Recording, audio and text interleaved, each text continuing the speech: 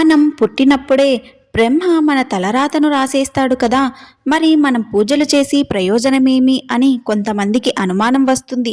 కానీ బ్రహ్మ, నేను రాసే రాతను నేను కూడా మార్చలేను, మీరు మీ ఉపాసనతోటి మార్చుకోగలరు. పూర్వం విభీషణుడు అనే రాజుకి 50వ ఏట మరణగండం ఉంది.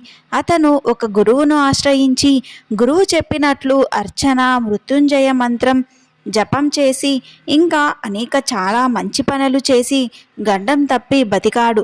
దుర్యోధనుడికి 128 ఏళ్ళు ఆయువు ఉన్నను ద్రౌపదిని జుట్టు పట్టుకొని దుశ్శాసనుడితో ఈడ్పించడం వలన చేసిన పాపానికి 60వ ఏట చనిపోయాడు. మనం చేసే దానం, ధ్యాన, జప కర్మలతో తలరాతను మనమే మార్చుకోవచ్చు.